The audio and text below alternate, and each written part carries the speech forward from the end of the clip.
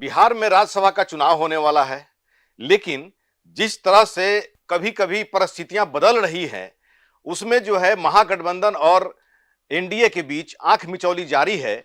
और कल की जो परिस्थिति बनी, उसके आधार पर यह माना जा रहा है और चर्चा हो गया है कि एनडीए की हार 5वीं सीट पर तय है। नमस्कार, आदाब, सत श्री अकाल। मैं हूं मनोज नारायण सिंह और आप देख रहे हैं मंथन टुडे। बिहार में राज्यसभा का चुनाव होने वाला है। 5 मार्च तक नामांकन की तिथि है, लास्ट डेट है, और 16 मार्च को वोटिंग है। बिहार में 5 राज्यसभा कोटे का जो है सीट है, उस पर चुनाव हो रहा है। इसमें 2 आरजेडी का कोटा खाली हो रहा है, 2 जेडीयू का कोटा खाली हो रहा है और 1 बीजेपी का कोटा खाली हो रहा है। और जो विधायकों की कैपेसिटी है, विधायकों की जो ताकत है, संख्या बल है, उसके आधार पर 4 सीट एनडीए का फाइनल है। चूंकि एक सीट के लिए मौजूदा समय में 41 वोट की जरूरत है, एक राज्यसभा सांसद माने सीट के लिए। वैसी स्थिति में 202 मतलब कि 85 जेडीयू का है, 89 बीजेपी का है, बाकी अन्य लोग हैं, कुल मिलाकर के 202 है। और महागठबंधन के पास 35 क्षमता है और 5 एआईएमआईएम का और 1 बीएसपी का। मतलब कि एनडीए वर्सेस विपक्ष कर दिया जाए तो 41 सीट विपक्ष का पूरा जोड़ करके हो जा रहा है। अगर महागठबंधन पूरा विपक्ष अगर एकजुट हो जाए तो 1 सीट राज्यसभा का तय माना जा रहा है।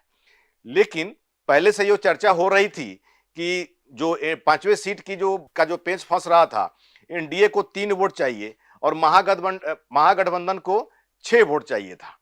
वैसी स्थिति में किंग मेकर बन गए ओवैसी। और जिस तरह से अशोक चौधरी दो रोज पहले एआईएमआईएम के विधायक के आवास पर पहुंच गए, तो चर्चा होने लगी थी कि 3 वोट का मैनेजिंग हो गया, ओवैसी की पार्टी एनडीए को समर्थन दे देगी। याद करिए वो दिन जब ओवैसी ने आरजेडी के तरफ महागठबंधन में शामिल होने के लिए हाथ बढ़ाया था। अख्तरुल इमाम जो प्रदेश अध्यक्ष हैं, इन्होंने गाजा बाजा के साथ में तेजस्वी के राबड़ी आवास पर गए हुए थे कि भाई आप महागठबंधन में हम लोगों को शामिल कर लीजिए। लेकिन वहां कांग्रेस ने भी रिवोल्ट कर दिया, आरोप लगा दिया कि भाई ये बीजेपी का बी टीम है। तेजस्वी ने भी इनकार कर दिया। इन पर जो है बीजेपी का बी टीम होने का ठप्पा जो है लगा हुआ था। तो वैसी स्थिति में उस समय तो इनकार कर दिया। लेकिन उस समय ओवैसी चाह रहे थे, दोस्ताना हाथ बढ़ा रहे थे, मिलना चाह रहे थे, तो तेजस्वी इनकार कर दिए। आज समय किस तरह करवट लेता है वो देखिए कि अब तेजस्वी को एआईएमआईएम की जरूरत पड़ गई, ओवैसी के साथ की जरूरत पड़ गई। और कल जिस तरह से विधानसभा में नेता प्रतिपक्ष तेजस्वी यादव ने एक विधायक से अख्तरुल इमाम को संदेश भिजवाया कि वो मिलना चाह रहे हैं, दोनों की मुलाकात हुई। अब मुलाकात होने के बाद चर्चा होना शुरू हो गया कि एआईएमआईएम आरजेडी के साथ पैक हो गया। तो वैसी स्थिति में उनका 5 वोट है, तो 35-5 40।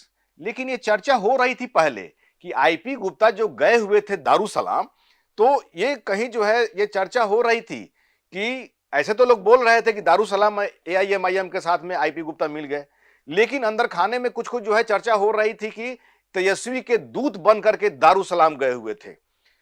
मतलब कि राज्यसभा का चुनाव होना है, जरूरत पड़ गई है। और तेजस्वी जो है किस मुंह से अपने से जो है ओवैसी को बोलेंगे, कहेंगे या रिक्वेस्ट करेंगे या सलामी ठोकेंगे कि भाई आपके वोट की जरूरत पड़ गई है, राज्यसभा का जो है सीट निकालना है, इज्जत वाली बात हो गई है। और जब से हमारी पार्टी के हम सुप्रीमो बने हैं, राष्ट्रीय कार्यकारी अध्यक्ष बनने के बाद तेजस्वी यादव का ये पहला चुनाव है, राज्यसभा का चुनाव, और तेजस्वी का ये लिटमस टेस्ट माना जा रहा है। तो अब ये चर्चा होना शुरू हो गया है कि भाई ओवैसी के साथ जो है इनका सांठगांठ हो जाएगा। और ओवैसी की भी पार्टी ये चाह रही है कि महागठबंधन के साथ जाएं, चूंकि सेकुलर पार्टी वाली बात आ रही है यहां पर। तो वैसी स्थिति में जो उन पर आरोप लगा हुआ है कि बीजेपी का बी टीम है, तो ये जो ठप्पा लगा हुआ है, यहां पर ठप्पा हटाने का, छोड़ने का, मिटाने का एक जो है एक मुहिम हो सकती है, या फिर एक मौका हो सकता है कि जो लोग जो है प्रोपगंडा फैलाते हैं कि बीजेपी का बी टीम है, तो प्रोपगंडा जो है कुछ हद तक शांत हो जाएगा। लेकिन जिस तरह से कल नेता प्रतिपक्ष के चैम्बर में विधानसभा में अख्तरुल इमाम की मुलाकात हुई, सियासत काफी गर्म हो गई है और चर्चा होना शुरू हो गया है कि भाई यहां पर विपक्ष जो है अब एकजुट हो गई, सारी विपक्षी पार्टियां।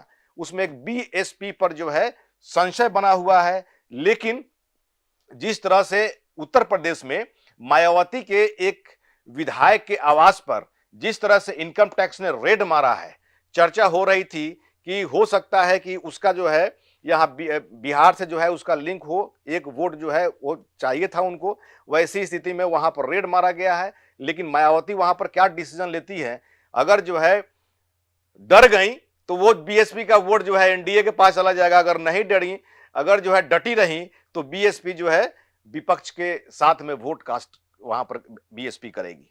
तो ये कुल मिलाकर के देखा जा रहा है कि पूरी विपक्ष अगर एकजुट हो जा रही है, एक सीट कम से कम दो सीट आरजेडी का खाली हो रहा है, उसमें एक सीट बचा पाने में जो है तेजस्वी को सफलता मिलती दिख रही है।